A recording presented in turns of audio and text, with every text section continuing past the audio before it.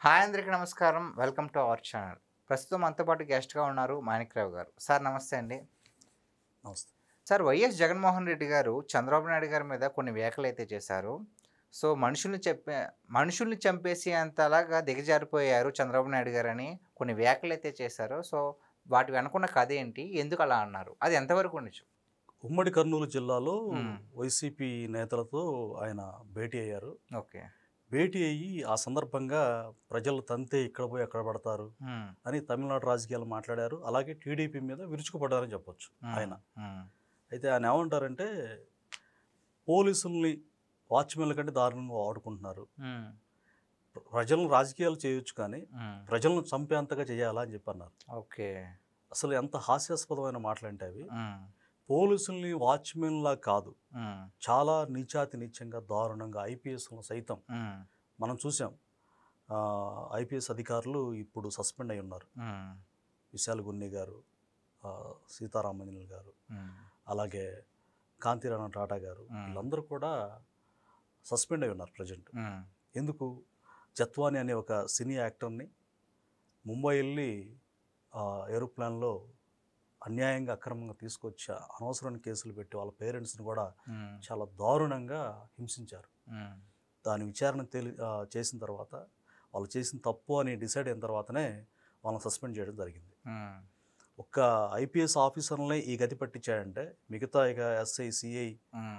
DSP లాంటి అధికారులు ఏ విధంగా వాడుకున్నారనేది మనం చూసాం. ఓకే. అలాంటిది పోలీసుల గురించి మాట్లాడడం జగన్మోహన్ రెడ్డి గారికి హ్మ్. ఆ అర్హత లేదు. ఓకే. తర్వాత హత్యలు చేయకూడదు, హ్మ్. ప్రజలను చాలా పారదర్శకంగా పరిపాలించాలన్నారు. హ్మ్. హత్యల గురించి మాట్లాడాలంటే జగన్మోహన్ రెడ్డి గారే మాట్లాడాలి. హ్మ్.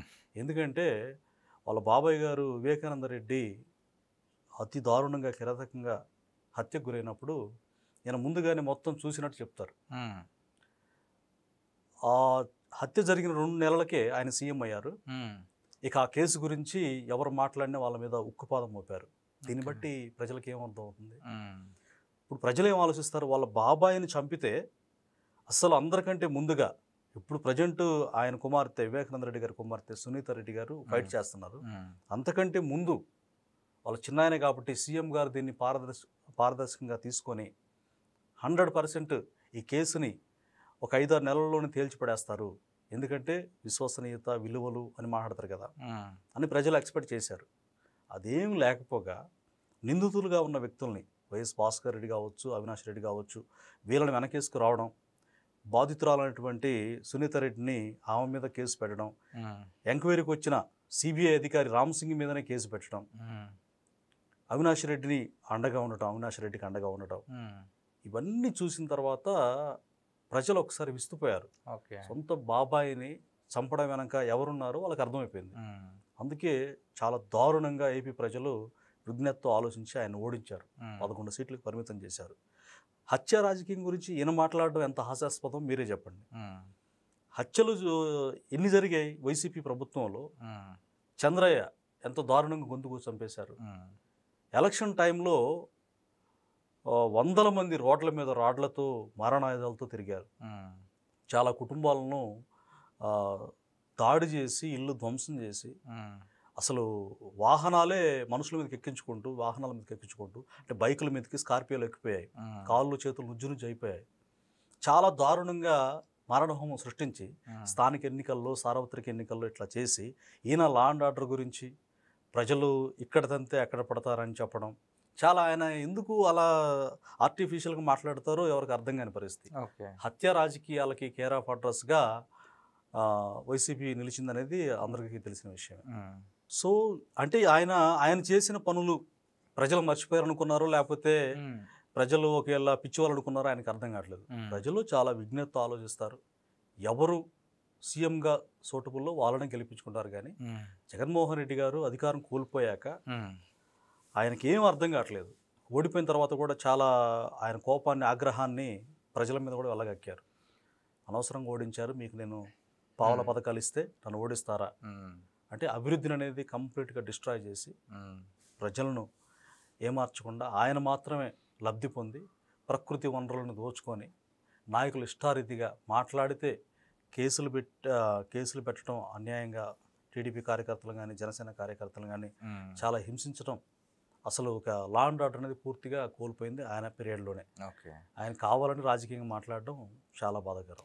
సో ఇంకొక విషయం ఏంటంటే మొన్ననే ఆయన ఒక మాట అన్నారండి జగన్మోహన్ రెడ్డి గారు. ఉమ్, నెక్స్ట్ జగన్ 2 అంటే ఏంటో చూపిస్తాను. వైసీపీ 2 అంటే ఏంటో చూపిస్తాను. ఉమ్, ఉమ్. వచ్చి అధికారంలోకి 30 ఏళ్ళు మేమే ఉంటామని చాలా కాన్ఫిడెంట్‌గా చెప్పారు. మరి దీనికి మీరేమంటారు? అంతకుముందు ఆయన 2.0 అన్నారు. హ్మ్. 2.0 అనేసరికి అందరూ బాగా హ్మ్. బాగా స్క్రోల్ చేశారు. అవును. అంటే రోబో 2.0నా హ్మ్. చాలా హాస్యాస్పదం. మళ్ళీ వెంటనే ఆయన తేరుకొని 2 అంటున్నారు. హ్మ్. 2.0 అంటలేదు, హ్మ్. 2 అంటున్నారు. ఆ 2లో వాళ్ళ నేతలు కూడా చెప్పారు, హ్మ్. ఈసారి మేము వస్తాం. కారుమూరి నాగేశ్వరరావు గారు, నాగేశ్వరరావు. ఆయన మాజీ మంత్రి, హ్మ్. చాలా పెద్ద వయసు. ఆయన కనీసం విచక్షణ లేకుండా హ్మ్. ఒక వీధి రవిడీ కంటే దారుణంగా హ్మ్. గుంటూరుకి యువతల వాళ్ళని ఇంట్లో నుంచి లాక్కొచ్చి కొడతారు, హ్మ్. గుంటూరుకి అవతల వారిని నరికేస్తారు అన్నాడు. అవును. ఇమ్మీడియట్గా లాక్కొచ్చి జైల్లో వేసి అతని మీద ఎఫ్ఐఆర్ నమోదు చేయాల్సిన అవసరం ఉంది. హ్మ్. అసలు ఒక మంత్రిగా పనిచేసిన వ్యక్తి ఇలా మాట్లాడొచ్చా? హ్మ్. అంటే 2.0లో జరిగేది ఇదే, జగన్ ఓకే. 2లో జరిగేది ఇదే. హుహు. అంటే నరికేస్తారు వాళ్ళు. మొత్తం హత్యా రాజకీయాలే. మేము చంపేస్తాం, నరికేస్తాం, హ్మ్. మా పాలన ఇలాగే ఉంటుంది, సచ్చినట్టు ఓటేయండి అని ప్రజల గొంతు మీద కత్తి పెట్టి అడగటమే ఈ 2.0 కానీ 2 కానీ. ఓకే. సో అయితే మళ్ళీ ఆ నేతలందరూ కూడా అలాంటి వ్యాఖ్యలే చేశారు. హ్మ్. వచ్చేది మేమే, మీ అంతు చూస్తాం. హ్మ్. ఇంకా 4 ఏళ్ళు పరిపాలన ఉంటే హ్మ్. అసలు వెంటనే వీళ్ళు ఈ వ్యాఖ్యలు చేయటం, హ్మ్. ప్రజలకు మంచి చేసి వాళ్ళ మనసులు గెలుచుకొని తద్వారా ఓట్లు అడగాలి కానీ హ్మ్. మేము చంపేస్తాం, పొడి చేస్తాం అని ప్రజాస్వామ్యంలో అట్టర్ ఫ్లాప్ రాజకీయాలకి హ్మ్. అతి తార్కాణం అని చెప్పొచ్చు. ఓకే. Thank you sir.